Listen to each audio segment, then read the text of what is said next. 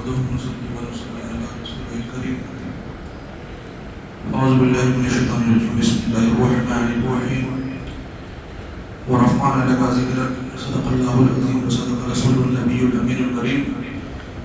وقال الله تبارك وتعالى في شأن حبيبه الكريم: إن الله وملائكته يصلون على النبي يا أيها الذين آمنوا صلوا عليه وسلموا تسليما. اللهم صل على سيدنا شفيعنا مولانا محمد وآله وسلم. صلوا عليه وسلم عليك يا رسول الله صلى الله تعالى على محمد صلى الله عليه وسلم. حضور سیدی مرشدی آقائی امام عشق و محبت مجدد دین و ملت، ہم عاشقوں کے پیشوا، ہم عاشقوں کے رہبر، جنہیں دنیا اعلیٰ حضرت کے نام سے جانتی ہے، الشاہ امام احمد رضا خان فاضل بریلوی رحمت اللہ تعالیٰ نے فرماتے ہیں کہ واہ کیا جود و کرم ہے شہ بدہا تیرا، نہیں سنتا ہی نہیں مانگنے والا تیرا. فرماتے ہیں کہ یا رسول اللہ، جو آپ کی بارگاہ میں آ جائے تو پھر اسے نہیں کہا جاتا، نہیں سنتا ہی نہیں مانگنے والا تیرا. اور یا رسول اللہ، تیرے ٹکڑوں پہ پلے غیر کی ٹھوکر پہ نہ ڈال، جھڑکیاں کھائے کہاں چھوڑ کے صدقہ تیرا. تو جب آپ کا صدقہ کھا رہے ہیں، یہ زندگی آپ کی وجہ سے، یہ نفس، یہ دم، یہ سانس، یہ آپ کی وجہ سے، یہ شہرت، یہ عزت، یہ رتبہ، یہ سب آپ کا صدقہ ہے. یہ اولاد، یہ والدین اور یہ بھائی چارگی، یہ سب آپ کا صدقہ ہے. یہ معاشرہ، یہ معاملہ اور یہ دنیا، یہ آپ کا صدقہ ہے. یا رسول اللہ، اللہ رب العزت نے فرمایا کہ اے محبوب، اگر تمہیں پیدا کرنا مقصد نہ ہوتا تو میں کائنات کوئی پیدا نہیں کرتا. تو تب یہ سانس سے لے کر میدان محشر میں حساب و کتاب تک اور جنت کی حوریں تک، جب آپ کے پائناز کا صدقہ ہے اور آپ کے دربار سے ہمیں مل رہا ہے، تو میں تو مالک ہی کہوں گا کہ او مالک کے حبیب. میں تو مالک ہی کہوں گا کہ او مالک کے حبیب، یعنی محبوب محب میں نہیں میرا تیرا، محبوب محب میں نہیں میرا تیرا. اور کیا ہی بہترین بات امام احمد رضا رحمۃ اللہ نے فرما دی کہ یعنی محبوب محب میں نہیں میرا تیرا. اور جب میں اپنی پہچان بتانے پر آ جاؤں یا رسول اللہ، آپ کی بارگاہ میں اپنا آئیڈینٹیفیکیشن ویریفائی کروانے پہ آ جاؤں، تو تیری سرکار میں لاتا ہے رضا اس کو شفیع. کہا یا رسول اللہ، میں کوئی ایرا غیرہ نہیں ہوں، آپ کی بارگاہ میں بھی میں توسل سے آیا ہوں، آپ کی بات اللہ کی بارگاہ میں آپ کے وسیلے سے کھڑا ہوں، اور آپ کی بارگاہ میں تیری سرکار میں لاتا ہے رضا اس کو شفیع، جو میرا غوث ہے اور لاڈلا بیٹا تیرا، جو میرا غوث ہے اور لاڈلا بیٹا تیرا.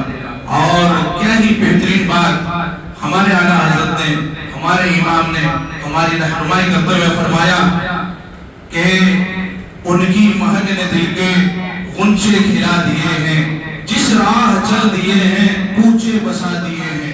اور یہی نہیں، اگر دور پرفتن میں مبتلا ہو، اگر دنیا کے ستائے ہوئے ہو، اگر دنیا تمہیں ستا رہی ہے یا آزمائش میں مبتلا ہے، تو سنو، میرے کریم سے اگر قطرہ کسی نے مانگا، آ جاؤ دربار مصطفیٰ میں، آ جاؤ در مصطفیٰ پر.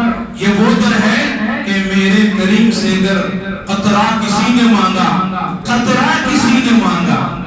قطرہ کس کو کہتے ہیں؟ قطرہ ایک بوند. میرے کریم سے اگر قطرہ کسی نے مانگا، دریا بہا دیے ہیں، دربے بہا دیے ہیں، دریا بہا دیے ہیں، دربے بہا دیے ہیں.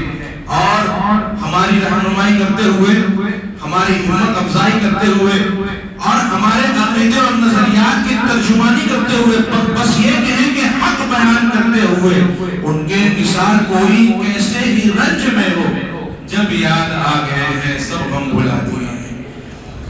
عاشقوں کا ایک اپنا مزاج ہوتا ہے، عاشقوں کا ایک اپنا لہجہ ہوتا ہے، اور ہر عاشق اپنے اپنے لہجے میں خراج عقیدت بیان کرتا ہے۔ اب محدث بریلی یعنی اعلیٰ حضرت کی بارگاہ سے اٹھ کر جب میں شاعر مشرق کی بارگاہ میں جاتا ہوں تو شاعر مشرق کا ایک اپنا انداز ہے۔ کہتے ہیں ہو نہ یہ پھول تو بلبل کا ترنم بھی نہ ہو، چمن دہر میں کلیوں کا تبسم بھی نہ ہو، یہ نہ ساقی ہو، یہ نہ ساقی ہو۔ وہ جو لوگ یہ کہتے ہیں کہ نبی ہماری طرح ہیں، وہ جو لوگ یہ کہتے ہیں کہ نبی سے کچھ حاصل نہیں، وہ جو لوگ نبی کو اپنی صف میں لا کر کھڑا کرنے کی کوشش کرتے ہیں، تو سنو اقبال کہتے ہیں یہ نہ ساقی ہو تو پھر میں بھی نہ ہو، ہم بھی نہ ہو، یہ نہ ساقی ہو تو پھر میں بھی نہ ہو، ہم بھی نہ ہو۔ نبض ہستی نبض توحید بھی دنیا میں نہ ہو، تم بھی نہ ہو، خیمہ افلاق کا استادہ اسی نام سے ہے، نبض ہستی تبش آمادہ اسی نام سے۔ آگے کیا کہتے ہیں بھائی کہ سنو تو تمہیں اسم محمد، نام محمد، وہ پرنور نبی جو مدینے میں آرام فرما ہے، میں بتاؤں کہ وہ کیا ہے؟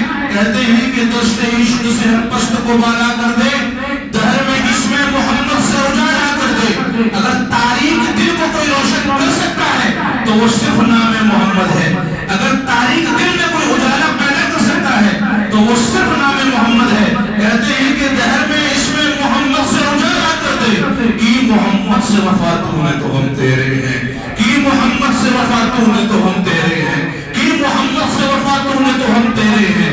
محترم حضرات، غور کرنے والی بات ہے، اقبال نے کتنی بڑی بات کہہ دی۔ اللہ رب العزت نے فرمایا کہ اے لوگوں سنو، سورہ نساء کی آیت نمبر 63 ہے غالباً، اللہ فرماتا ہے کہ اگر تم نے اپنی جان پر ظلم کر لیا ہے اور تم چاہتے ہو کہ اللہ تمہیں بخش دے، تم چاہتے ہو کہ تمہارے گناہوں کی معافی ہو جائے، تم چاہتے ہو کہ تمہیں ستھرا کر دیا جائے، تو پھر سنو، میرے محبوب کی بارگاہ میں حاضر ہو جاؤ، میرے محبوب کی بارگاہ میں حاضر ہو جاؤ، اور جب میرے محبوب کی بارگاہ میں حاضر ہو جاؤ گے اور اللہ کی بارگاہ میں توبہ کرو گے، اللہ سے معافی طلب کرو گے، اب تم تو طلب کر رہے ہو معافی اور تم میری محبوب کی بارگاہ میں حاضر بھی ہو چکے ہو۔ آگے اللہ عز و جل کیا فرماتا ہے؟ جب میرے محبوب تمہارے لیے دعا کریں گے، جب میرے محبوب تمہاری شفاعت کریں گے تو تم اللہ کو رحمان پاؤ گے۔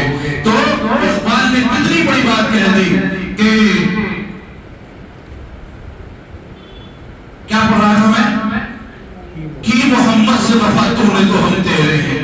اگر تم محبوب کی بارگاہ میں آتے ہو تمہارے گناہ بخش کیے جاتے ہیں، اگر تم محبوب کی بارگاہ میں آتے ہو تمہاری نیکی قبول کر لی جاتی ہے، اگر تم محبوب کی بارگاہ میں آتے ہو تو ستھرے کر دیے جاتے ہو۔ تو اگر ستھرا ہونا چاہتے ہو دنیا میں بھی اور آخرت میں بھی تو سنو کہ محمد سے وفا تو نے تو ہم تیرے ہیں، کہ محمد سے وفا تو نے تو ہم تیرے ہیں۔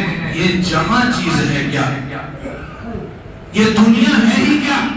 وَمَا الْحَيَاةُ الدُّنْيَا إِلَّا مَتَاعُ الْغُرُورِ، یہ دھوکہ دینے والی چیز تو اسے راضی کرنے پہ تلا ہے، یہ دھوکہ دینے والی دنیا جو تیرے لیے دھوکہ ہے تو اسے راضی کرنے پر تلا ہے، تو اس کے لیے جدوجہد کر رہا ہے۔ اے سن، تو میرے محبوب کو راضی کر کہ محمد سے وفا تو میں تو ہم تیرے ہیں۔ یہ جہاں چیز ہے کیا؟ لوح و قلم تیرے ہیں، یہ جہاں چیز ہے کیا؟ لوح و قلم تیرے ہیں۔ محترم حضرات، میں نے اس آیت کریمہ کی تلاوت فرمائی، اللہ تعالیٰ فرماتا ہے کہ اے محبوب، ہم نے آپ کا ذکر 400 بلند کر دیا، ہم نے آپ کا ذکر 400 بلند کر دیا۔ ایک کلمہ جو ہمیں ہمارے نبی سے ملا، ایک دین جو ہمیں ہمارے نبی سے ملا، جسے دین محمدی اور کلمہ شہادت کہا جاتا ہے، ایک مذہب جو ہمیں ہمارے نبی سے ملا جسے مذہب اسلام کہا جاتا ہے، پھر مذہب اسلام میں ہمارے نبی نے کچھ اصول و قواعد عطا کیے، ہمیں کچھ ضوابط رکھے گئے، کچھ قاعدے رکھے گئے اور ان کے ساتھ ساتھ کچھ عقیدے رکھے گئے، پھر کچھ بنیادی باتیں بنا دی گئی، اور وہ کلمہ، وہ مذہب، وہ دین صحابہ تک پہنچا، صحابہ سے ان کے بعد والوں تک پہنچا، ان کے بعد والوں سے ان کے بعد والوں تک پہنچا، حتیٰ کہ غوث اعظم تک پہنچا، اور حضور غوث اعظم سے خواجہ اعظم تک پہنچا، حضور خواجہ اعظم سے بریلی کے تاجدار تک پہنچا، اور بریلی کے تاجدار سے اس فقیر تک پہنچا۔ تو جب اس دین کے اس سفر کو ملاحظہ کیا جاتا ہے، جب اس دین کے اس سفر کو ہم بغور دیکھتے ہیں، تو ہمیں سمجھ میں آتا ہے کہ الگ الگ مرحلوں سے، الگ الگ رستوں سے یہ دین گزرا ہے۔ کبھی اس دین کی علم برداری خود رسول اللہ صلی اللہ علیہ وسلم کر رہے ہیں، کبھی اس دین کی علم برداری حضرت ابوبکر صدیق کر رہے ہیں، کبھی اس دین کی علم برداری، کبھی اس مذہب اسلام کی علم برداری، کبھی اس مذہب اسلام کی علم برداری حضرت سعد بن ابی وقاص کر رہے ہیں۔ آج جو ہرمز بند ہے، آج جو ہرمز کھلوانے کے لیے پوری دنیا جدوجہد کر رہی ہے، ہمارے اسلاف کا گھوڑا اس ہرمز کے پانی پر دوڑتا تھا۔ اقبال نے کہا کہ دشت تو دشت ہے، دریا بھی نہ چھوڑے ہم نے، بحر ظلمات میں دوڑا دیے گھوڑے ہم نے۔ کبھی اس دین کی پاسداری، اس دین کی علم برداری سعد بن ابی وقاص نے کی، کبھی اس دین کی پاسداری میدان خیبر میں مولا کائنات نے کی، تو کبھی اس دین کی علم برداری کا جھنڈا حضرت عثمان غنی کے ہاتھ میں نظر آ رہا ہے، کبھی اس دین کی علم برداری کا جھنڈا حضرت امام حسن کے ہاتھ میں نظر آ رہا ہے، کبھی بازنطینیوں نے دین پر آنکھ اٹھائی تو یہی دین کی علم برداری کا جھنڈا حضرت امیر معاویہ کے ہاتھ میں نظر آ رہا ہے۔ اور پھر جب خارجیوں نے اور ناصبیوں نے اور رافضیوں نے ایک جھوٹ ہو کر اس دین کے جھنڈے کو گرانے کی کوشش کی، تو اس دین کی علم برداری کا جھنڈا حضرت امام حسین کے ہاتھ میں نظر آ رہا ہے، کربلا میں نظر آ رہا ہے۔ اور پھر اسی دین کی علم برداری کا جھنڈا کبھی صلاح الدین ایوبی لے کر کھڑے ہیں، کبھی نور الدین زنگی لے کر کھڑے ہیں۔ محترم حضرات، میرے عزیزوں، پڑھو تو صحیح اپنی تاریخ۔ اور کبھی اسی دین کی علم برداری کا جھنڈا حضور غوث اعظم کے ہاتھ میں نظر آ رہا ہے، کبھی اسی دین کی علم برداری کا جھنڈا جب مخالفین مخالفت میں کھڑے ہوئے اور غوری کو بھگا دیا یہاں سے، شہاب الدین محمد غوری کو شکست دے دیا، تو پھر اس دین کی علم برداری کا جھنڈا خواجہ ملت معین الدین چشتی لے کر داخل ہوئے، ان کے ہاتھ میں نظر آ رہا ہے۔ پھر کیا ہوا؟ ایک زمانہ گزرا، لوگوں نے دیکھا کہ بنام مسلمان، جو خود کو مسلمان کہتا ہے، جو کلمہ پڑھتا ہے اسی دین کا، اس نے ایک نئے مذہب کی بنیاد رکھ دی، اس نے ایک نئے مذہب کی نیو رکھ دی جس کو دنیا بادشاہ پر کہتی ہے۔ اور جب اس نے دین میں ملاوٹ کرنے کی کوشش کی، تخت پر بیٹھ کر کے دین کو بگاڑنے کی کوشش کی، تخت نشین ہو کر کے، بادشاہ ہو کر کے مذہب اسلام کی بنیاد کو ہلانے کی کوشش کی، تو اسی دین کی علم برداری کا جھنڈا حضرت مجدد الفسانی کے ہاتھ میں نظر آ رہا ہے۔ حضرت شیخ محقق شیخ عبدالحق محدث دہلوی نے اس دین کی علم برداری کی، اور پھر دین وہاں سے جیسا رسول اللہ صلی اللہ علیہ وسلم نے وہ دین ہمیں دیا تھا، پھر ویسا ہی یہ دین رواں دواں آگے بڑھا۔ اور جب اس دین کی علم برداری کے جھنڈے کو مراٹھوں نے گرانے کی کوشش کی، تو اورنگزیب عالمگیر کے ہاتھ میں اس دین کی علم برداری کا جھنڈا نظر آ رہا ہے۔ اس کے بعد کیا ہوا کہ جب مغلیہ سلطنت ختم ہو گئی اور انگریز یہاں قابض ہو گئے، سلطنت عثمانیہ ختم ہو گئی اور یہود اور سعود وہاں قابض ہو گئے، تو جب ان سعودیوں نے دین کی علم برداری کے جھنڈے کو گرانے کی کوشش کی، مذہب اسلام کو مٹانے کی کوشش کی، ہمارے عقائد اور نظریات کو تباہ کرنے کی کوشش کی، اسی دین کی علم برداری کا جھنڈا حضرت شاہ فضل حق آبادی کے ہاتھ میں نظر آ رہا ہے۔ اور پھر جب دین وہاں سے اور آگے بڑھا، پھر پوری دنیا کے منافقوں نے اپنے آپ کو ایک جٹ کر لیا، کبھی مسلمان کے نظریاتی عقیدے پر حملہ کرنا شروع کیا، کبھی اجتماعی عقیدے پر حملہ کرنا شروع کیا، کبھی جو نور محمدی سے انکار کرنا شروع کیا، کبھی شفاعت مصطفیٰ سے انکار کرنا شروع کیا، کبھی خانقاہوں کو منہدم کرنے کی بات کرنے لگے، کبھی خانقاہوں کو مٹانے کی بات کرنے لگے، اولیاء اللہ کی کرامتوں سے انکار کرنے لگے۔ جب ہمارے عقیدے کو مٹا کر دین کو منہدم کرنے کی کوشش ہونے لگی، چار سو حملہ جب اس دین پر ہونے لگا، تو اس وقت اس دین کی علم برداری کا جھنڈا فاضل بریلوی کے ہاتھ میں نظر آ رہا ہے۔ اس وقت اس دین کی علم برداری کا جھنڈا شاہ احمد رضا خان بریلوی کے ہاتھ میں نظر آ رہا ہے۔ یہ شاعر نے کہا ہے کہ یوں تو لکھا ہے اوروں نے علم دین پہ بہت کچھ، جو کچھ اس صدی میں وہ تنہا رضا کا ہے۔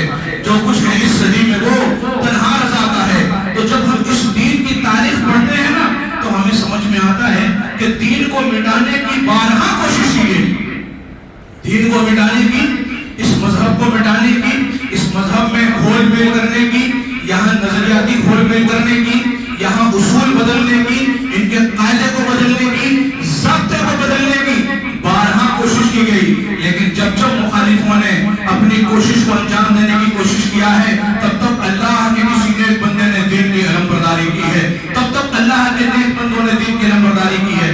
محترم حضرات، یہ وہ پاک مذہب ہے جس میں کوئی تبدیلی نہیں ہے، یہ وہ پاک مذہب ہے جس میں کوئی چینجنگ نہیں ہے، اور الحمدللہ اللہ کا کروڑوں احسان ہے کہ اللہ نے وہ پاک مذہب ہمیں دیا، اور کہیں نہ کہیں ہمیں بھی ایک مجاہد بنایا کہ ہم جہاں کھڑے ہوں وہی دین کی علمبرداری کریں، ہم جہاں بیٹھیں وہی دین کی علمبرداری کریں، اور اس کے بعد جب میدان محشر میں رسول اللہ کے حضور حاضر ہوں تو ہم یہ بات کہہ سکیں، یا رسول اللہ، یا رسول اللہ، ہم نے دنیا پر آپ کے دین کو بیچ کر زندگی نہیں بتایا، ہم نے دنیا پر آپ کے دین کی علمبرداری کی، ہم نے آپ کے کلمے کو ہم نے آپ کے کلمے کو بیچا نہیں بازار میں، اور سکوں کے عوض میں ہم نے اس ایمان کو نہیں بیچا، بلکہ ہم نے سکوں کو ٹھکرا دیا یا رسول اللہ، اور آپ کے دین کی علمبرداری کی۔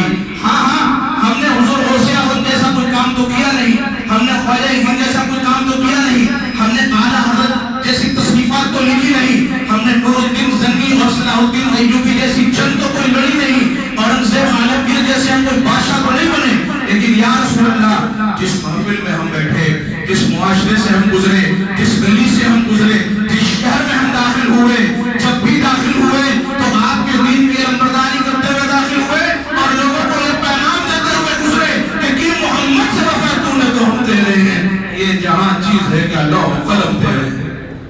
محترم حضرات، اتنا عظیم مذہب، اتنا عظیم دین، اتنا عظیم عقیدہ، اتنا عظیم نظریہ اللہ رب العزت نے ہمیں دیا ہے، اور پھر اللہ تعالیٰ نے جو قرآن میں فرمایا کہ محبوب ہم نے آپ کا ذکر 400 بلند کیا ہے، اے مٹتے ہیں مٹ جائیں گے آدھا تیرے، نہ مٹا ہے نہ مٹے گا کبھی چرچا تیرا، نہ مٹا ہے نہ مٹے گا کبھی چرچا تیرا۔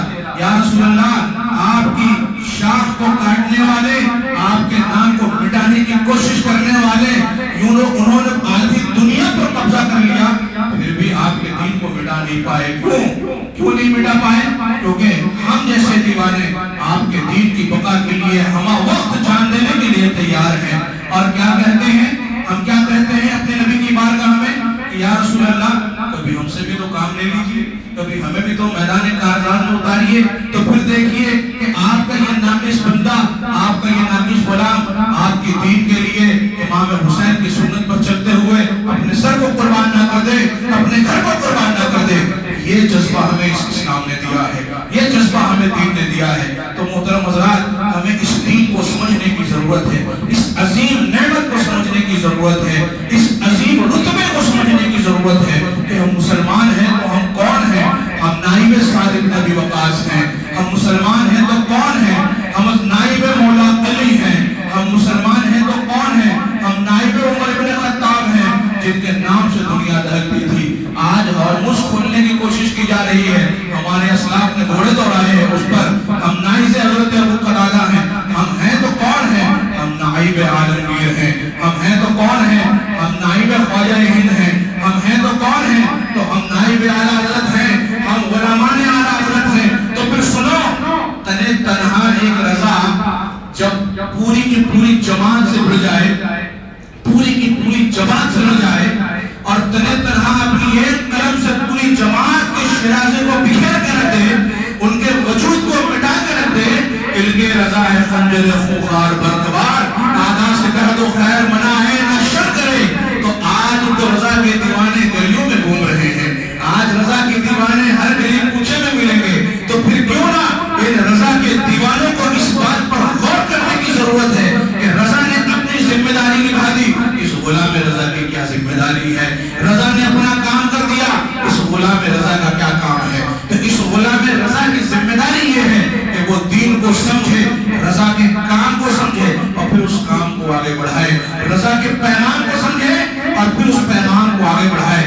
محترم حضرات، تو پھر میں وہی پوچھنے والا ہوں کہ رضا کے پیغام کو سمجھنے کے لیے، رضا کے کام کو سمجھنے کے لیے، دین محمدی کو سمجھنے کے لیے اور اس کی پاسداری کے لیے سب سے پہلی چیز جو درکار ہے، سب سے عظیم چیز جو درکار ہے، جو سب سے امپورٹنٹ سبسٹانس ہے سمجھنے کے لیے اس پیغام کو، وہ آپ کو پتہ ہے کیا ہے؟